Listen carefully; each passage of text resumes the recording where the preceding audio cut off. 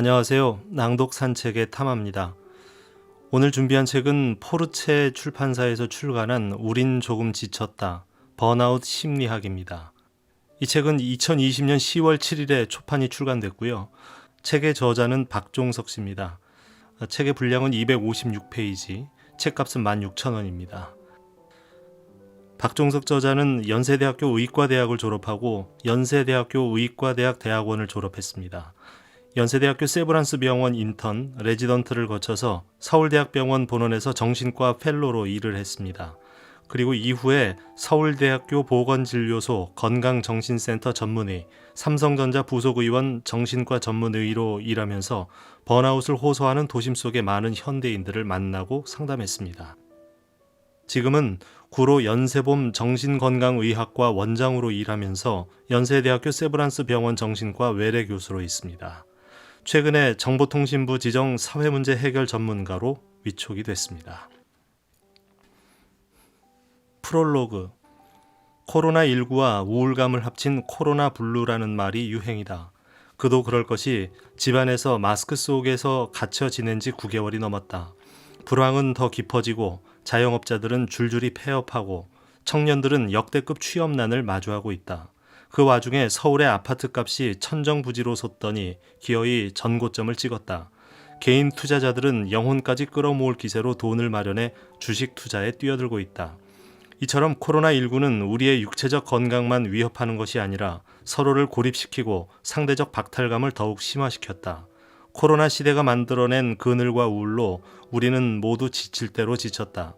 이런 환경에서 누가 번아웃에 빠지지 않을까? 15년 동안 정신과 의사로 수많은 사람을 상담하면서 인생 앞에서 용기를 잃고 좌절한 사람들에게는 듣기 좋은 위로보다 실제 내 삶을 조금이라도 바꿔줄 어떻게에 대한 방법이 절실하다는 것을 깨달았다. 이 점이 내가 책을 쓰기로 마음먹게 된 이유이기도 하다. 이 책이 따뜻한 친구처럼 읽히기를 바란다. 원인을 알 수 없는 무력감으로 일상의 한계를 느껴 정신과를 찾는 사람은 의외로 많다. 우울하다고 다 문제가 있는 것일까? 정상과 비정상의 기준은 뭘까? 정신과 의사들은 심리장애로 우울증을 판단할 때 사회적 기능과 대인관계 기능의 저하를 중요한 잣대로 삼는다. 흔히 우리는 자존감이 무너질 때 우울해진다. 평균적으로 직장인의 85%가 이 같은 우울증의 초기 상태인 번아웃 증후군을 경험한 것으로 나타났다. 번아웃 증후군이란 미국의 심리학자 허버트 프로이덴버거가 처음 사용한 용어로 탈진 증후군으로 불리기도 한다. 어떤 일에 과도하게 몰두하다가 신체적, 정신적 스트레스가 누적돼 무기력증이나 불안감, 우울감, 분노, 의욕 상실 등의 증상이 생기는 것을 말한다. 만성 스트레스로 인해 몸과 마음이 고갈된 상태, 즉 회복 탄력성이 무너진 상태다. 몸을 움직이는 에너지원인 도파민이라는 원료가 바닥나버린 상황이라고 보면 된다. 이렇게 되면 우리 몸은 감정적인 피로를 느끼는 것을 넘어 신체적인 통증이 생긴다. 과도한 부담감도 번아웃의 원인이다. 어떤 일도 할 수 없을 것 같은 무력감에 빠진다. 지나치게 자신을 채찍질하고 엄격한 사람, 자신의 한계를 깨닫지 못하는 사람, 타인의 기대에 과도하게 신경 쓰는 사람은 번아웃에 노출될 가능성이 높다. 활시위를 너무 세게 잡아당기면 활이 휘어져 버리거나 활시위가 끊어져 버리는 법이다. 마찬가지로 과한 의욕은 정신적, 육체적으로 회복 탄력성을 잃게 만든다. 또 이 정도는 괜찮을 거야, 약간은 무리해도 돼 라는 방심이 쌓여 탈진에 이르기도 한다. 안타까운 점은 지친 것을 알아도 좀처럼 쉴 수 없는 직장인의 현실이다. 번아웃 치유 과정에서 주의할 점은 나는 왜 이 모양 이 꼴일까? 내가 왜 이런 상태가 된 거지? 라며 자책하지 않는 것이다. 조급함은 자신을 몰아세우고 피로하게 만들어 뇌를 쉬지 못하게 한다. 캘리포니아 대학교 심리학 교수 크리스티나 마슬락은 번아웃 상태일 때는 자신의 직업과 그에 속한 모든 사람에 대해 부정적인 감정을 갖게 된다고 말한다. 조사자들 가운데 다수가 번아웃 상태를 영혼의 부식이라고 표현했다. 이 장의 마지막에는 번아웃 증후군을 자가 진단해 볼 수 있는 체크리스트를 수록해 놓았는데 이 중 4개 이상이 해당되면 번아웃 증후군을 의심해 봐야 한다. 번아웃 증후군 체크리스트. 속이 텅 빈 것 같고 인생에 대한 회의감을 자주 느낀다. 멍하니 있는 시간이 많아지고 집중력이 자꾸 떨어진다. 일을 마치거나 퇴근할 때 완전히 지쳤다고 느낀다. 아침에 일어나 출근할 생각만 하면 피곤해진다. 회사에서 항상 긴장돼 있고 압박감을 느낀다. 업무를 수행할 때 무기력하고 실증이 난다. 어떤 일을 하는데 소극적이고 방어적이다. 자신감이 떨어지고 자꾸 실수할 것만 같다. 짜증이 많아지고 초조하고 불안하며 여유가 없다. 면역력과 회복 능력이 떨어지고 불면증, 두통, 소화불량이 만성화되었다. 정신과에는 GAF라는 척도가 있다. 0에서 100점까지로 분류되며 가장 비중 있게 다루어지는 기준은 대인관계와 직업적 기능이다. GAF 점수 91에서 100은 전반적으로 모든 영역에서 최우수 기능으로 진단된다. 사회적, 가정적, 종교적으로도 타의 귀감이 되는 도덕성과 성숙한 내면을 가진 사람들이 속한다. 실제로 이 구간에 해당되는 사람은 거의 없다. 81에서 90은 모든 영역에서 생활을 잘하고 있는 수준으로 우수 기능으로 진단된다. 다양한 방면에서 활동하고 있고 대인관계도 원만한 사람들이 해당된다. 간단히 말해서 90점대는 도무지 사람 같아 보이지 않을 정도로 탁월하게 생활하고 있는 사람들이라고 보면 된다. 80점대 중반의 점수도 주위 사람들로부터 생전 화내는 것을 못 봤다거나 모범적이라는 말을 들을 정도의 사람들이다. GAF 점수 71에서 80은 사회적 직업적 기능에 아주 약간의 손상이 있고 일시적인 스트레스나 심리적 문제가 있는 수준이다. 61에서 70은 약간의 우울감과 불안감이 있는 수준이다. 그렇지만 위 구간도 크게 염려할 필요는 없다. 보통 사람들의 대부분은 65에서 75 사이를 왔다 갔다 한다. 한편 경제적인 문제나 집안일로 배우자와 사이가 나빠져서 티격태격하는 일이 늘고 직장에서 인사고과가 좋지 못해 승진이 누락되는 등의 일로 슬럼프에 빠져 퇴직을 심각하게 고민 중이라면 사회적 심리적 증상이 60점대 초중반이라고 보면 된다. 우울증 입구에 있는 상태가 60에서 62 수준이다. GAF 점수 51에서 60은 공황장애 초기 또는 우울증 초기 증상이 이 구간에 해당된다. 이쯤 되면 주위 사람들이 요새 김대리 왜 저래? 무슨 일이 있는 거 아니야? 하며 신경을 쓰게 된다. 이 구간이라고 진단되었을 때는 단순히 쉬는 것이 아니라 회복이 필요하다. 정신과 전문의나 심리 상담사를 찾아 상담해 보는 것을 권하며 두세 달쯤 휴직을 고려해 보는 것도 좋겠다. GAF 점수 41에서 50은 사회적 대인관계나 직업적 기능에 심각한 손상을 의심할 수 있는 수준이다. 자주 죽고 싶다는 생각을 하고 이미 일에 집중할 수 없는 상태다. 40점은 정상과 비정상을 구분하는 마지막 저항선 정도로 생각할 수 있다. 자신이 40점 이하의 상태로 진단되었다면 반드시 정신과 상담을 받아보기를 권한다. 정신과 의사로서 볼 때 사람들 대다수가 인생에서 한두 번은 이 40점대의 증상을 겪는다.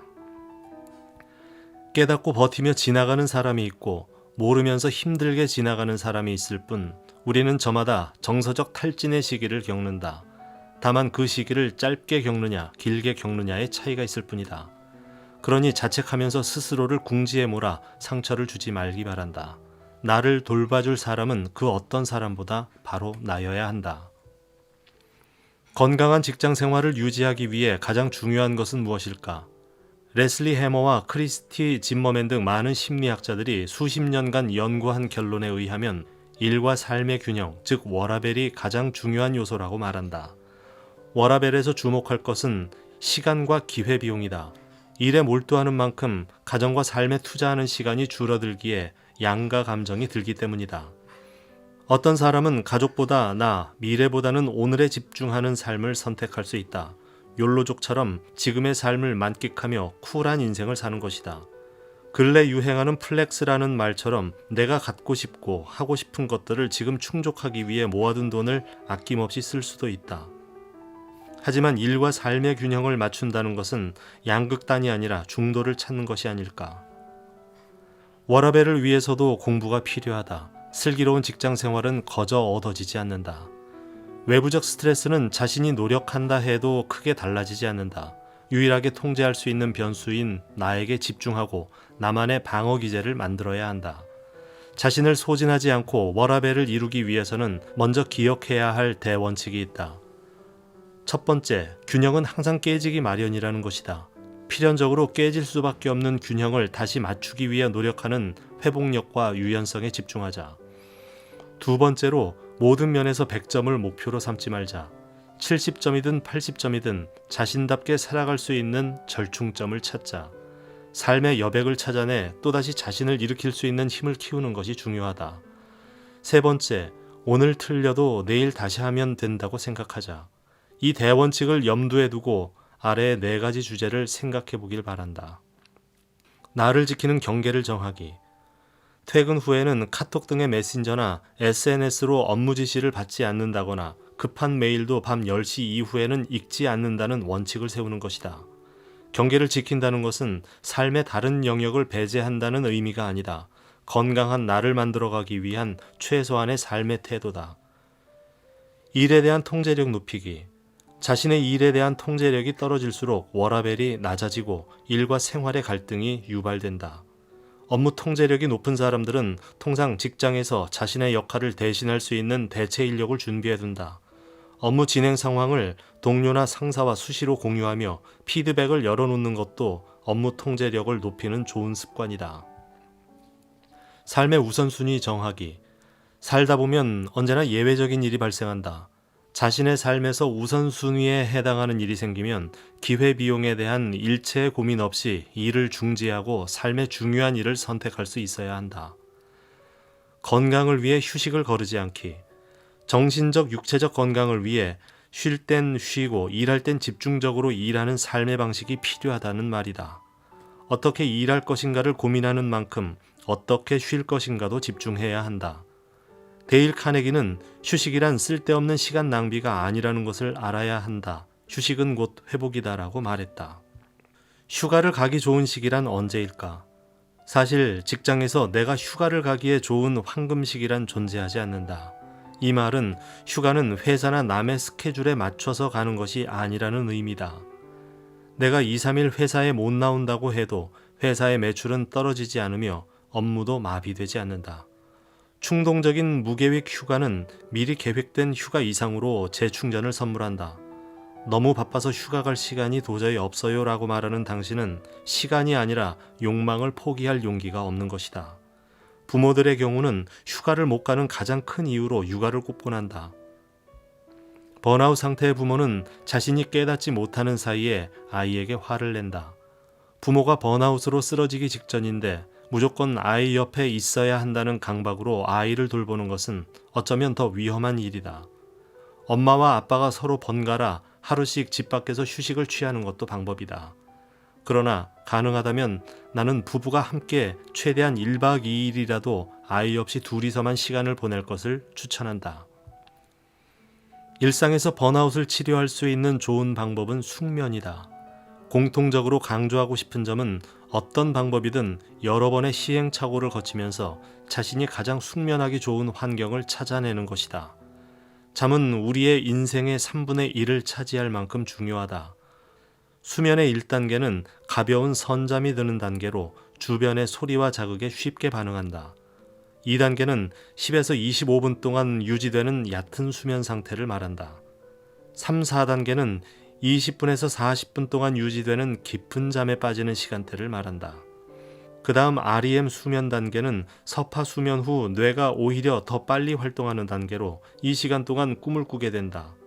수면의 1단계부터 4단계 그리고 REM 수면 단계까지 모든 단계를 한 바퀴 도는데 보통 90분이 걸린다. 우리는 하룻밤 동안 이 수면 사이클을 보통 4-5번 반복한다. 깊고 효율적인 잠을 자려면 REM 수면의 양이 줄고 3, 4단계 수면의 양이 늘어나야 한다. 꿈을 적게 꿀수록 깊은 잠을 잘 수 있다는 뜻이다. 숙면을 하려면 어떻게 해야 할까? 첫째, 매일 똑같은 시간에 잠을 자야 한다. 두 번째로 저녁 이후에 밝은 빛을 피해야 한다. 오후 10시가 넘으면 집의 조명은 대부분 끄고 컴퓨터의 모니터와 스마트폰도 보지 않는 것이 좋다. 세 번째, 규칙적인 식사를 해야 한다. 아침을 조금이라도 먹는 것, 야식을 피하는 식습관은 숙면에 무척 중요하다. 번아웃으로 무력한 기분이 든다면 가끔은 일상적인 출퇴근 루틴에 변화를 주어보자. 예를 들면 일주일에 한 번 정도는 택시를 타고 출근해 보는 것이다. 나는 퇴근길에 가끔 택시를 타는 것을 좋아한다. 무거운 몸을 이끌고 정류장을 찾아 버스를 타고 내리거나 지하철을 갈아타거나 할 필요 없이 택시를 타고 집에 오면서 잠깐의 자유를 누리는 시간이 좋다. 출퇴근 교통수단을 바꾸는 것이 어렵다면 시간이나 생활 방식에 변화를 주어보자. 평소 아침 식사를 하지 않았다면 아침을 먹고 출근을 해본다거나 일찍 출근해서 회사 근처에서 아침을 먹고 일과를 시작하는 것이다. 사소한 변화만으로도 뇌의 무료함을 환기하고 부정적인 사고 방향을 전환하는 데 도움이 된다. 뇌기능 측면에서 번아웃의 가장 취약한 환경은 매일 똑같은 일을 똑같은 순서로 하는 상동증이다. 이 경우 매너리즘으로 인해 뇌는 더 이상 도파민이 나오지 않고 자동화 반응으로 인지하고 행동한다. 루틴한 일상에서 이런 상태가 장기화되면 감정을 느끼지 못하게 된다. 직장인의 업무 처리 방식에 관한 여러 설문조사에 의하면 우리가 효율적일 것이라고 생각하는 멀티태스킹이 오히려 업무 효율과 집중을 떨어뜨리는 것으로 나타났다.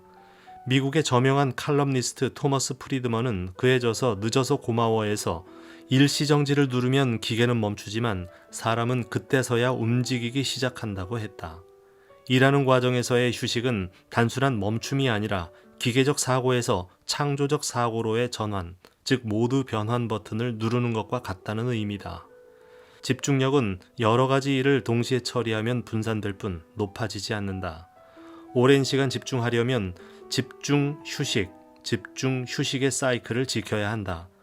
그런데 지나치게 멀티태스킹을 하다 보면 피로로 인해 인지 기능이 저하돼 작업 기억력에도 문제가 생긴다. 따라서 뇌에 나쁜 영향을 미치는 멀티태스킹은 삼가야 한다. 뇌에 과부하가 걸리면 심신의 균형이 깨지면서 결국 한 가지 일도 제대로 해낼 수 없게 된다. 돈이 행복의 충분 조건은 아니어도 필요 조건임은 확실하다. 많은 사람들이 이번 생은 망했어 라는 말을 입에 달고 살 만큼 경제 상황이 암울하지만 돈을 벌 기회나 돈 공부가 나와 무관하다고 생각해서는 안 된다. 아무리 우울하다고 해도 경제 뉴스 정도는 봐야 한다. 내가 발붙이고 사는 세계가 어떻게 돌아가고 있는지 알아야 한다.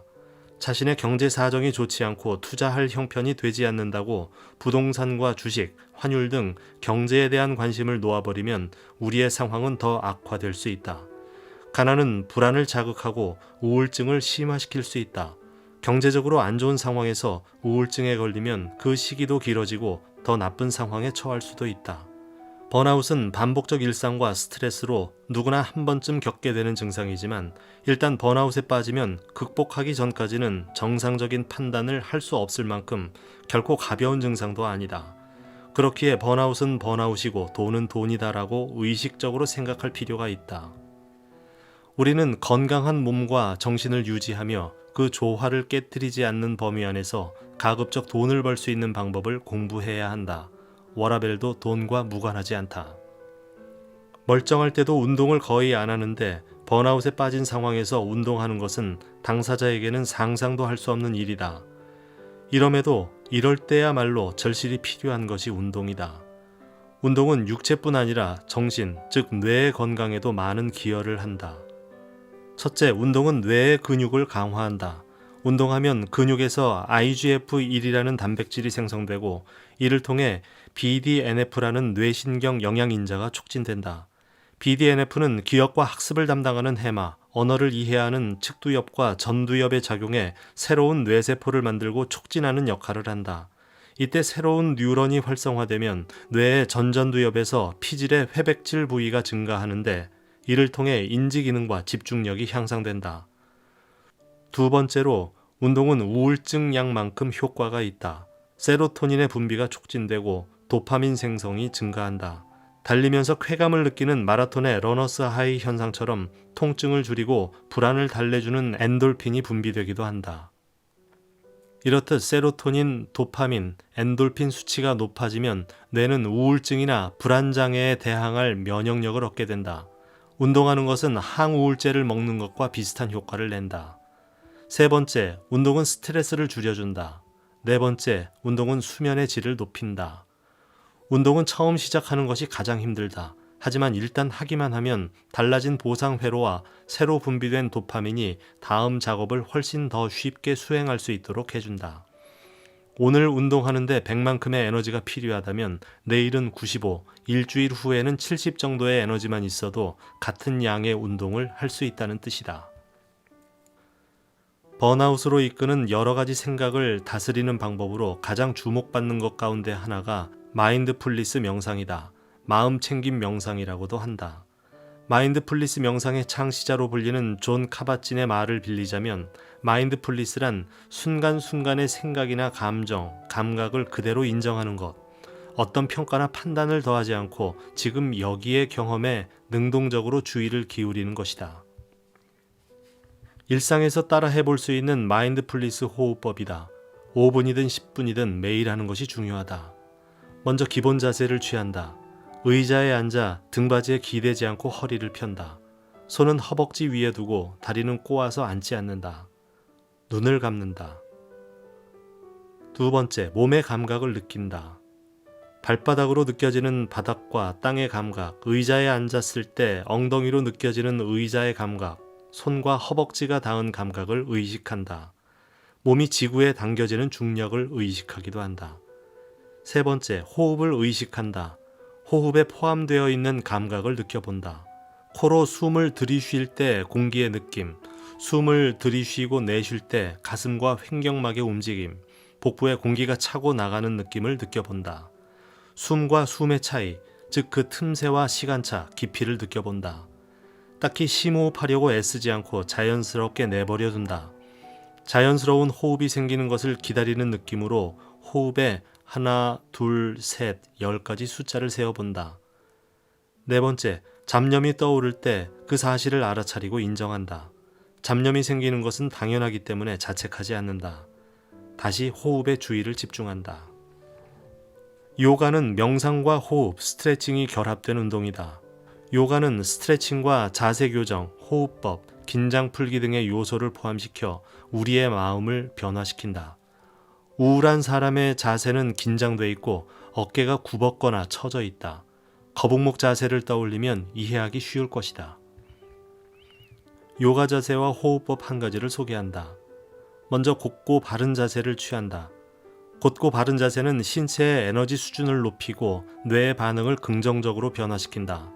가슴을 앞으로 내밀고 턱을 높이 들면 긍정적인 생각을 갖게 되고 결단력을 높일 수 있다. 또 테스토스테론을 증가시키고 스트레스 호르몬인 코티솔을 감소시키는 효과도 있다. 그리고 천천히 깊게 호흡한다. 호흡은 우리 몸의 가장 중요한 기능으로 미주신경을 타고 뇌에 영향을 준다. 자율신경은 교감신경과 부교감신경으로 나뉘는데 미주신경이 보내는 신호는 부교감신경계에 전달돼 이완과 휴식을 돕는다. 교감신경이 공포나 위급한 상황에 처했을 때 대처하는 기능을 한다면 부교감신경은 스트레스 상황이 끝난 후 활성화되어 있던 신체를 이완시키는 기능을 한다. 따라서 요가를 통해 천천히 깊게 호흡하는 것을 훈련하면 무의식적인 호흡만으로도 우울감을 개선할 수 있다. 그리고 스트레칭으로 근육을 이완시키고 수축시킨다. 스트레칭은 근육의 긴장을 풀고 엔돌핀과 엔도카나비노이드를 자극시켜 긍정적인 감정을 일으키고 통증을 이겨낼 수 있는 힘을 준다. 어려운 요가 자세는 따라하기 힘들겠지만 팔과 다리를 쭉 뻗는 것, 목을 고추 세우고 뒤로 젖히는 것, 가슴과 어깨를 펴는 것도 좋은 스트레칭 동작이다. 물론 활 자세나 코브라 자세, 고양이 자세처럼 좀 더 세분화된 자세를 취하면 효과는 높아진다. 요가 자세 가운데에는 마사지 효과를 낼 수 있는 자세도 있으니 인터넷 검색 등으로 찾아보고 따라해 보길 권한다. 돌이켜보면 번아웃을 겪으면서 잃어버린 것 가운데 가장 아까운 것은 시간이다. 번아웃에 빠져 무력감을 겪다 보면 1, 2년은 그야말로 훌쩍 가버린다. 보통 20대 후반에서 40대 중반까지 번아웃에 많이 걸린다. 이 황금 같은 시기에 우울감과 비관적인 감정이 소중한 시간을 잠식하며 갉아먹는 것이다. 그런 시간이 있었기에 지금이 있지 않느냐고 반문할 수 있겠지만 그렇지 않다. 자책하고 반성하며 내면과 조우하는 시간은 2-3달이면 족하다. 나머지 깨달음은 골방에서 혼자 하는 게 아니라 두 발을 땅에 딛고 현실과 부딪히며 얻어야 한다. 두세 달이면 충분했을 번아웃이라는 좌절의 시기를 너무도 길게 허비하고 말았다. 조금 더 빨리 상담을 받았더라면, 가까운 친구에게 허심탄회하게 모든 걸 털어놓았더라면 하는 아쉬움이 남는다. 번아웃에 빠졌을 때 가장 나쁜 것은 매일매일 아무것도 달라지지 않는 것이다. 어제, 오늘, 그리고 내일 역시 아무것도 하지 않는 것이다. 보통 아무 일도 없으면 일기를 쓸 필요가 없다고 생각하지만 그렇지 않다. 번아웃처럼 어두운 정서가 지속되는 시기일수록 일기라도 써야 한다. 물론 오늘 일기를 쓰는 것만으로 인생이 달라지는 것은 아니다. 그러나 다음 날 또는 일주일 후, 열흘 후에 내가 쓴 일기를 읽어보자. 내가 느낀 좌절, 허무한 감정을 꾹꾹 눌러 담아 쓴 나의 기록을 들여다보자. 그러면 어제 내가 이랬구나. 그날 힘들어서 아무것도 할 수 없었구나라며 자신을 되돌아볼 수 있다. 그러면서 바라게 된다. 내일은 달라지기를, 변화하고 싶다고 원하게 된다. 그저 내 감정이 어떻게 흘러갔는지를 따라가며 일기에 담아보자. 감정일기 혹은 마음일기를 쓰는 것이다. 글쓰기는 치유의 힘이 있다. 일기를 쓸 때 우리는 나라는 거울과 마주할 수 있다. 나는 운동을 못하고 싫어한다. 운동을 못하는 사람일수록 자신에게 맞고 접근하기 쉬워서 꾸준히 할 수 있는 것을 선택해야 한다. 내 경우는 줄넘기가 최적의 운동이었다. 그나마 자세에 신경 쓰지 않고 전신 운동이 될 만한 가장 만만한 운동이 줄넘기였다. 처음 줄넘기를 할 때는 이마저도 쉽지 않았다. 줄넘기 3번 만에 줄이 발에 걸려 넘어진다거나 10번쯤 뛰고 나서는 젠장 이까짓 게 무슨 도움이 되겠냐라며 줄넘기를 집어던지기도 했다. 바로 여기가 중요한 갈림길이다. 이까짓 게 무슨 도움이 되겠냐는 생각만 극복한다면 세상의 모든 것은 도움이 된다. 처음으로 줄넘기 50개를 한 날은 2018년 5월쯤이었는데 이날의 기억이 생생하다. 운동하고 이마에 땀이 맺힌 걸 너무나 오랜만에 느꼈기 때문이다. 번아웃으로 1년이 넘는 시간 동안 주저앉아 아무것도 하지 않았던 나의 이 땀방울에 울컥했다. 그 이전까지 시체처럼 살았기 때문이다. 5분만 뛰어도 땀이 맺히는데 1년이 지나도록 단 5분도 노력하지 않았던 것이다. 그날 이후 나는 지금껏 매일 줄넘기를 한다. 뇌는 무척 까다로운 기관이다. 뇌세포가 제대로 작동하려면 고급 포도당과 단백질, 탄수화물이 필수적이다. 특히 아침에 공급되는 음식의 질이 뇌 건강을 좌우한다. 아침 식사는 하루를 건강하게 준비하고 시작하기 위한 중요한 의식이다. 떠먹는 요구르트, 바나나 반개, 달걀, 감자, 우유, 견과류 등 자신이 선호하는 음식 중 부담 없는 메뉴로 적당히 골라 먹어보자. 식사량은 조금이 좋다. 그 어떤 예외도 필요 없다. 아침은 무조건 먹어야 한다. 직장 생활을 하다 보면 도저히 상식적으로 이해하기 힘든 성격의 사람들을 만난다. 보통의 사고와 이해 범주로 수용할 수 없는 성향의 사람 말이다. 정작 문제가 있는 사람은 멀쩡히 잘 사는데 그 사람 때문에 힘든 주위 사람이 정신과에 찾아온다. 사실 정신과 의사도 어디까지가 불안이고 어디까지가 우울인지 진단하기 어렵다. 이 사람이 불안하기 때문에 우울해진 것인지 우울해서 불안이 파생된 것인지는 닭이 먼저냐 달걀이 먼저냐 같은 딜레마에 빠지게 한다. 정신과에서는 역동적 정신분석 이론을 근거로 인격장애의 유형을 크게 A군, B군, C군 3가지로 나눈다. 역동적 정신분석에 의하면 인간의 어떤 한 시점에서의 행동은 외부의 환경적 영향과 내부의 고유한 성향의 상호작용으로 발생한 결과다. 쉽지 않겠지만 사람 때문에 정서적으로 번아웃이 왔다면 자신과 조금 거리를 두고 행동의 이면에 어떤 동기가 있는지 되짚어 봐야 한다. 정리하자면 인격 성향과 인격 장애를 나누는 경계는 다음과 같은 기준에 의해 판단할 수 있다. 증상의 빈도와 심각성은 어떤가? 그 성향이 대인관계에 나쁜 영향을 끼치고 있는가? 그 성향이 당사자의 사회적 기능을 저하시킬 만큼 뚜렷한가? 누구나 A군, B군, C군 인격 성향 가운데 한두 가지의 성향은 가지고 있다. 네, 낭독 산책 지금까지 타마와 함께 하셨습니다. 오늘은 포르체 출판사에서 출간한 우린 조금 지쳤다. 번아웃 심리학을 소개해 드렸는데요. 아직 다 소개를 못 드려서요. 나머지 부분은 다음 영상에서 마저 소개해 드리도록 하겠습니다. 함께 해주셔서 고맙습니다.